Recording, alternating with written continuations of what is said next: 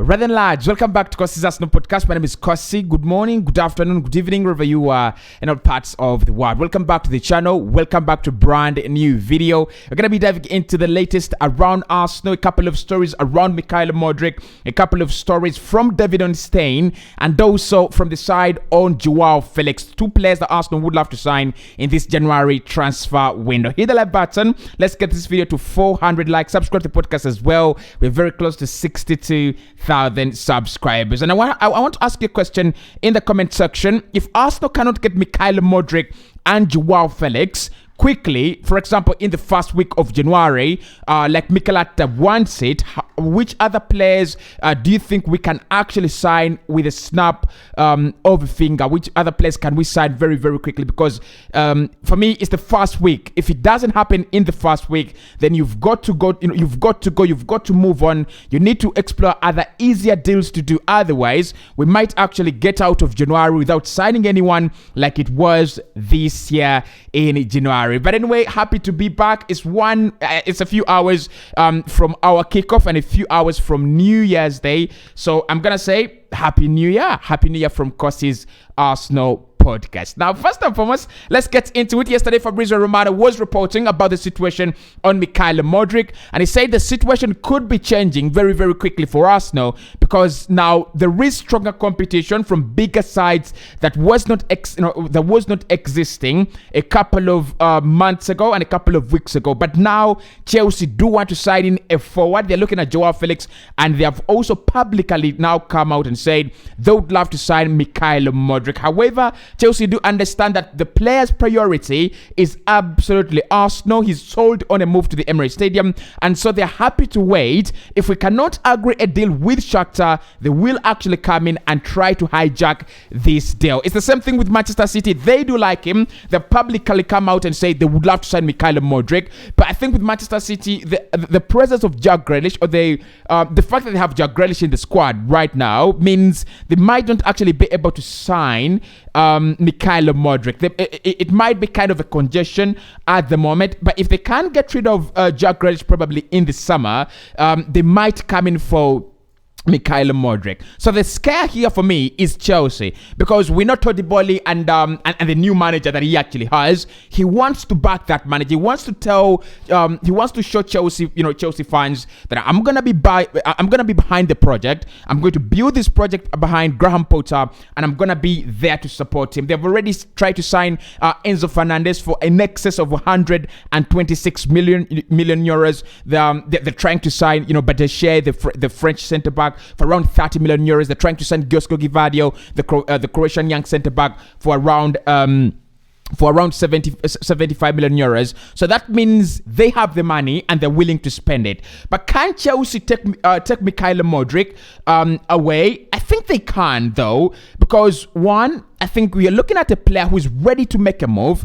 Yes, he wants Arsenal, he loves Arsenal, but if Arsenal cannot pay the money that Shakhtar want, and there is another club that can actually pay the money, negotiate a better deal with the agents and representatives of the player, I won't be shocked if Mudryk ends up at another club, really not Arsenal. And the scare with Chelsea right now is they are reeling, and they're really willing to build a project similar to Arsenal's. Young players that have the ability to win the league, but also the ability to gain in value for the next 2, 3, 4, 5, 6 years. Okay, so Fabrizio says Chelsea want him. He doesn't say that they are obsessed, or he doesn't say that they are actually serious, but he says they would be willing to hijack this deal if there is any small opportunity. I think Arsenal still safe.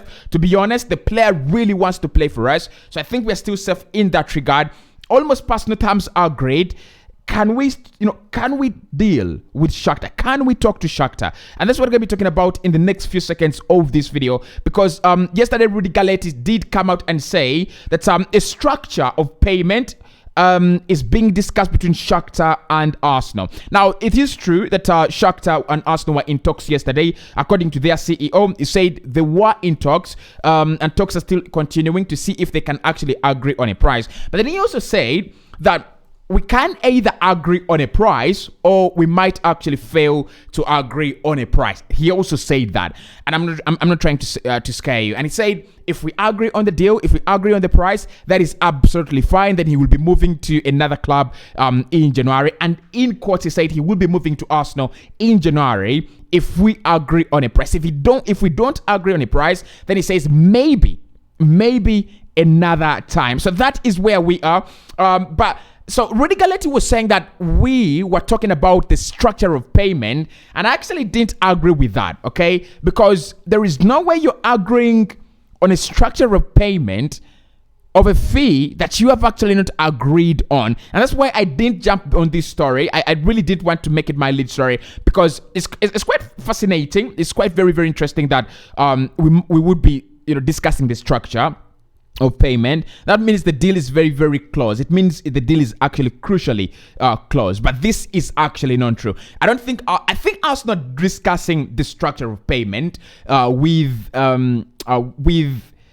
Shakhtar, but not for 75 million euros. The price has actually not been met, okay? The official figures we know is 55 million pounds, which was rejected by Shakhtar. They feel it should be 30 million pounds more than that. They want to sell at 85 million pounds, which is not a problem, which is not my problem, as long as Arsenal feel the price is all right. So Rudy Galletti says there have been discussions between Shakhtar and Arsenal. That is absolutely true. But when he says that on the structure of payment of 75 million pounds, that is not true. That price has not been agreed on, and therefore we cannot agree on a structure before agreeing on the price. But one of the things I've also looked at here in terms of the information coming out is that Arsenal and MYKHAYLO Mudryk want this deal to be done in January, not in the summer. And also there is a lot of optimism that Shakhtar also feel the same way. They want the player to move in January. They want to get that money in January, not in the summer. And one thing I'm going to say here with this deal is it is not true that Shakhtar are looking to sell this guy desperately because of their financial situation. They might have a few financial cracks here and there, but they would love to sell this guy at the best price there is at the market, not because they have financial issues, not because they're struggling financially. It's nothing to do with that, right? Their selling has to do with, can we get the best price for the guy in January? He's done well in the Champions League. He's well marketed. They have voted for him as Player of the Year. This is absolutely strong marketing. Now, I was on my socials yesterday evening, and I'm looking at Shakhtar and I'm following Mudryk, and this pops up. Shakhtar announced MYKHAYLO Mudryk as Player of the Year, voted by the fans. That adds too much value to this boy. That adds a lot of value, and that actually interests all the clubs that actually didn't actually take him serious or take Arsenal serious by chasing this 21-year-old who's not even had 10 caps for Ukraine for the national team. But now everyone is gonna look at him. Who is this boy? He's one Player of the Year at Shakhtar. He's the next Ukrainian, Luka Mudryk or Jack Grealish or anything. Everyone is going to open their eyes. So that is a very, very good marketing strategy. If I was to do any kind of branding, I think I would definitely pick it up. There is nothing stronger than an award-winning brand. So they've made him an award-winning brand. They've actually recognized him as the best of the lot right now, and that means Arsenal really gonna face big problems. But then also contacts are ongoing, but both sides do understand that time is gonna be crucial to this deal because Arsenal want to do it as quickly as possible. Now, what I do understand is that Shakhtar don't have a problem with dragging this deal out. When have they ever had a problem? I don't think. But so Arsenal want to get this deal as quickly as possible. We must do it as quickly as possible. Mikel has told them the people who are negotiating this deal, that he wants MYKHAYLO Mudryk within the first 10 days of the January transfer window. So time is going to be very crucial. Otherwise, Arsenal will have to opt to walk away. Other players on our list, include Rafinha, who actually is up for sale by FC Barcelona. I think they do have financial problems. Other players also include Pedro Neto, Moussa Diaby, and a few others. So I'm gonna be updating you on the MYKHAYLO Mudryk situation. The deal is still very close for me. It will get done. We will find an agreement on the price. We will find an agreement on passing times. We will find an agreement on everything and the structure and everything. It might need some super 72 hours. You know how we did the Alexander Zinchenko deal? You know, those super strong 72 hours of negotiations, but it will get done. Now there is an incoming offer from Fulham for Cedric Suarez. Okay, they want him. We've talked about that, but they have never fronted their official offer. They have never tabled their official offer. Now, according to what I understand, they will be putting their official offer on the table this January, the market that starts on the 1st of January. They've also formally approached Cedric to see if he will be interested in signing for him. A couple of other clubs are interested in Cedric Suarez, including Bayer Leverkusen. I mean, it feels like a nice destination, but Fulham is a better one. Don't get fooled by my words. Fulham is always a better destination than Bayer Leverkusen. And then one thing I've loved about this deal is Fulham are willing to do a permanent deal or even a loan deal with an obligation to buy. Now, we need money. There is no question about that. If you're going to escape FFP and the rules and everything, you need money. We've spent around 200 million in the last 2 summer transfer windows.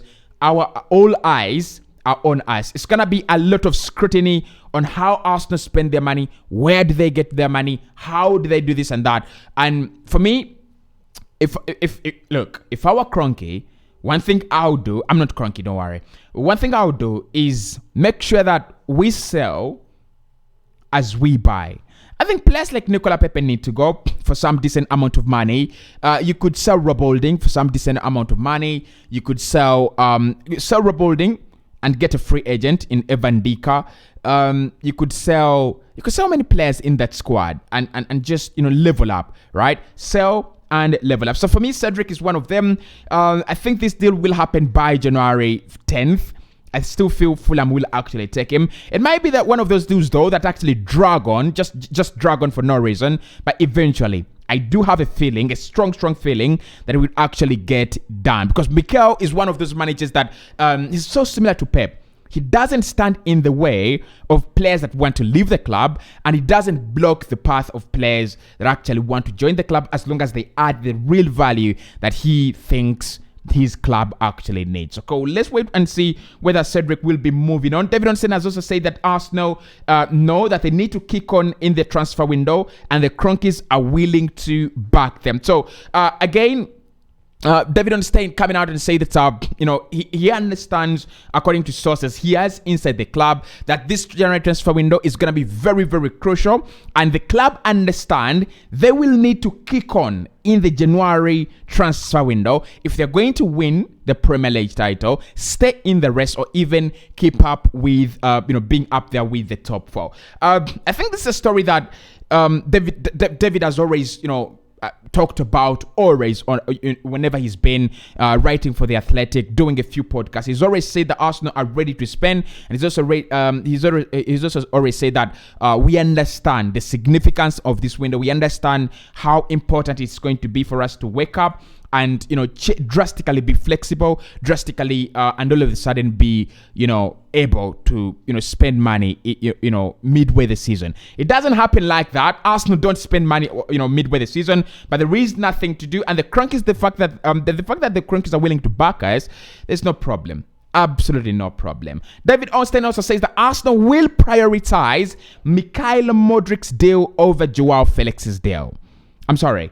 I'm one of the people who like Joao Felix more than MYKHAYLO Mudryk. But David says they will prioritize MYKHAYLO Mudryk more than Joao Felix. They want to get both of them. As the same journalist who reported that they are keen on signing both of them, but he said the priority is MYKHAYLO Mudryk. If they can get both of them, well and good. But their initial efforts, much of their power, much of their energy is going to concentrate on signing MYKHAYLO Mudryk, and later we will go on to sign Joao Felix. I would love to see the both of them.